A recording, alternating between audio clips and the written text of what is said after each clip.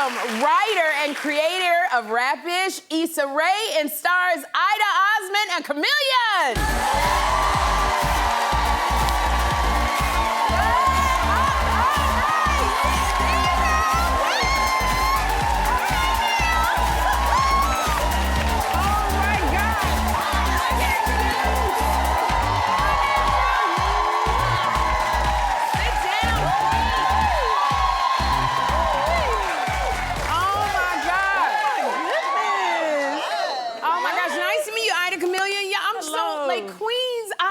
I'm loving your show. Y'all funny.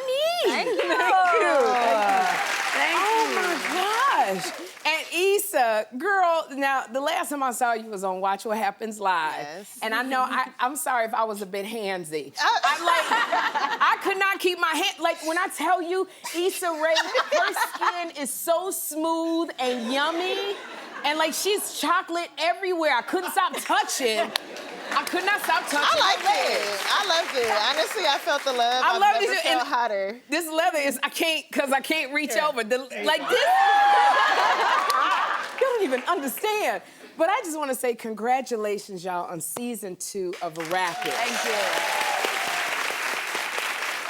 So, Issa, what inspired you to create this show?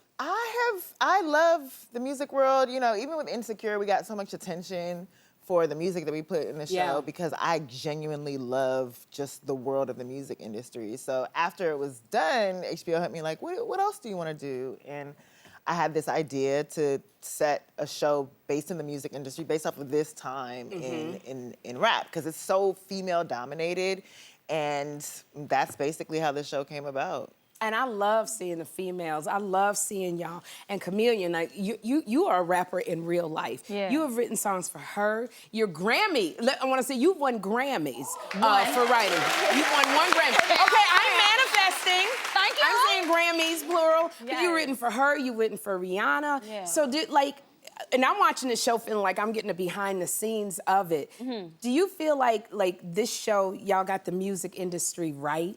It's spot on. Yeah. Like, and I feel like my experiences also just helped me just with my character too, to empathize. But yes, it's a lot that goes on behind the scenes that people don't see. We only see the glitz and the hair and the makeup, but you know, people go through a lot, like mentally, physically, just, you know, it's a lot going on. Just as a female rapper, because I know and Ida, you know, this as a female stand-up, it's so, you know, we're always in this world of men having to prove ourselves, having to get, you know, there's always only one woman on stage, you know, on the bill.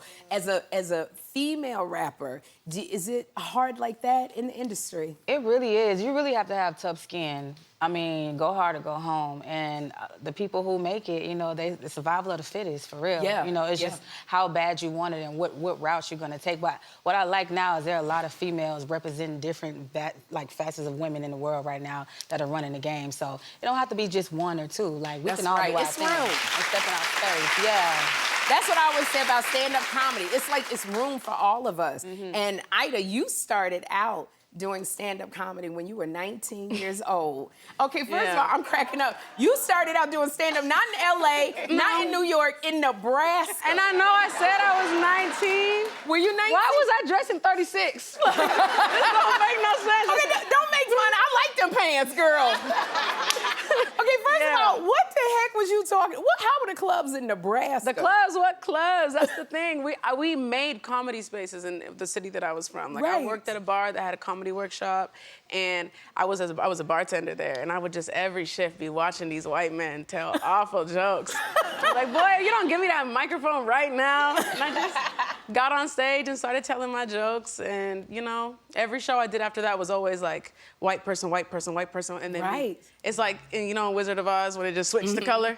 Me, every time. Did you feel like being the only African-American, you know, woman on the bill? Did you feel a certain kind of pressure to Yeah, that's why I was so happy you put us in the Marsha Warfield room. That's one of my favorite comedians ever. Really? And I see you had her on the show. It means so much to me. She is up there. She's really up there. Okay, well, I'm in a good mood because I done felt Issa's legs again. So I'm gonna text Marsha Warfield and I'm gonna introduce y'all so you can have her number, girl. Okay, that's another leg rub right there. All right. Okay, good. All right, I got you, girl. I got you. And Issa, I just want to say, we all loved you on Insecure. That was the show. That was the show that I had to watch every single week. And I used to watch you when you had Awkward Black Girl. Yes, I used to watch the series. Support. Thank you for that. Of course, and I'm so loving your journey. But you know what I love about you is you are always highlighting like people that we don't know, underrepresented folks and projects, and bringing it to light. That how is that important to you to highlight? It's absolutely important to me because I wanted it. You know, coming up, it meant a lot when people like you, people like Gabrielle Union, people like highlighted my work who are watching and showcased it to a new audience. And so given that I have a platform now, I just wanted to pay it forward in the same way. And we have a company, Hooray Media, that focuses on underrepresented voices and creating shows by people that we're fans of that need that extra boost. And it's a work in progress, and I'm really proud of the company. I have to.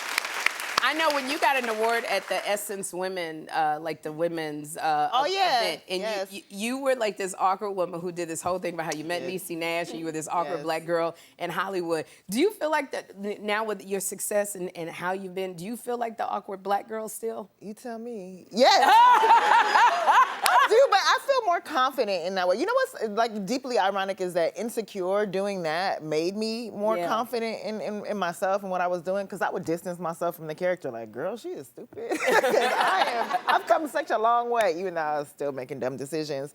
But like being able to do something like that and work with people I love, and step back and say I did that has just instilled a newfound confidence. So I'm awkwardly confident. Okay, because like, the whole vibe is here. The whole confident vibe Thank point. you. KaMillion Rapish. I did not know this because you're so good in it. This is your first acting job. Yeah, like my first main, What? Yeah. Like learning like long scripts, and it's just crazy. I mean, you are so natural. So like, have you gotten bit by the acting bug? You want to do some I'm more? an actress. Okay, all right. Okay. Yeah, I might do music, for fun now, but like I'm an actress, and for me, it's important to study the greats and people who paved the way for me, so that people can take me seriously, So yes. Thank you, Issa. All right. You did that. Thank you. Okay, so you ready to do one of those roles where you got to cut all your hair off? Yeah. Oh, you are? Yeah. Okay. It's gonna grow back. You had the hair. And wigs. Yeah. I'm ready. Okay, I love this. This confidence is coming off you like I love reason to it. lose like 40 pounds. Give me a role. Oh my Give God. you a role. You would do it. You would Give me do a it. reason. Well, I do want to congratulate you, Ida, because you were named one of 30 under 30. I want to say it the right way. You were on Forbes 30 under 30 in the Hollywood and Entertainers. Like, okay. This is a big deal because they picked 30 people, and there's a lot of people. So how does it feel that they recognized you? It's a blessing. I can't lie, it's a blessing. I love that corporation values me. Yes. But the beauty of it was I knew I was gonna get 30 under 30. You did. Tell me here. Well, when you start screenwriting really young and you're looking around, you're like, oh, I'm under 30 and I'm really with the ones right now. I feel it. I feel like I'm a hard worker. I've been lucky enough to put myself in the right spaces, and I think I'm a nice person. That's just what I think about myself. Issa, tell him. You are correct. You are correct. She's a nice person. Thank you. I can tell. So yeah, so I was really hoping it would happen. I prayed for it, and it God happened. showed me. So all right. I'm so excited. I watched this movie yesterday and I was blown away. Okay, but first of all, I want to give you props because the strike was happening and you could not talk about it. But now we can talk about it. You dominated the summer with 2 blockbusters, not 1 but 2. Barbie. My boss. You did that. And you were in and I recognized your voice before I even saw your name when I saw the Spidey verse. I was like, that's Issa Rae. That is Issa's voice. And now your latest movie, American Fiction, it's already getting awards buzz. You were phenomenal in the movie. Jeffrey Wright, oh my gosh, bow down to Jeffrey. Did you enjoy playing something that was so close to your heart? You were a writer. I did. I know. I'm playing a writer in a movie, a novelist, and it's interesting because the character occupies Jeffrey Wright's brain. Like he basically thinks that this woman is writing something that is pandering to white audiences. And so I know Core Jefferson, who's the filmmaker, very, very well, and a huge fan of his work. And so when he cast me, I was like, what is he trying to say? What is he, like, do I occupy his mind like that? But the opportunity to work with Jeffrey Wright and just the stellar cast, Tracy Ellis Ross, Erica Alexander, Leslie Uggams, like it's just Sterling K. Brown. It's just an embarrassment of riches, and there's so much talent on the screen. So I can't wait for people to see it. I cannot wait either. I was so, it was just the journey that this movie took me on. I loved it. I can't wait for them to see you either. I just like, I want y'all to stay because I have so many more questions, but I know y'all gotta put y'all out. Oh, you kicking us out already? I gotta kick you out. I love it. Can you rub my leg again and I stay like a genie in the bottle?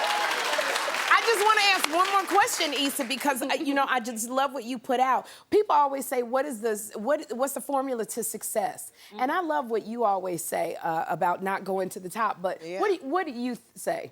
Network across. Like, look to the people next to you, see who's just as passionate as you are, and work with the people around you to rise. I think that that's so essential. That's been my journey. And this is not even in Hollywood. No. This is across the board. Anywhere. If you have a passion for something and you're just like, where do I start? How do I do it?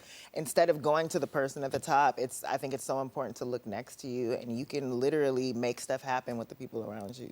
Okay, well, Ida, you got to take me to Nebraska, because I ain't never done stand up in Nebraska. This advice she just said, I done heard it so many times, I absorbed it and thought it was mine. I've been telling people this, like, I just oh my God, interview. I didn't know you didn't think I was. So embarrassing. Did you think I was talking to you for you to get the advice? Oh my God. No. When I tell you the Triple Queen thread, I love y'all so much, and I'm so honored that you came onto the show. Y'all watch new episodes of Rap-ish this Thursday on Max, and catch Issa in American Fiction out December 15th. We will be right back.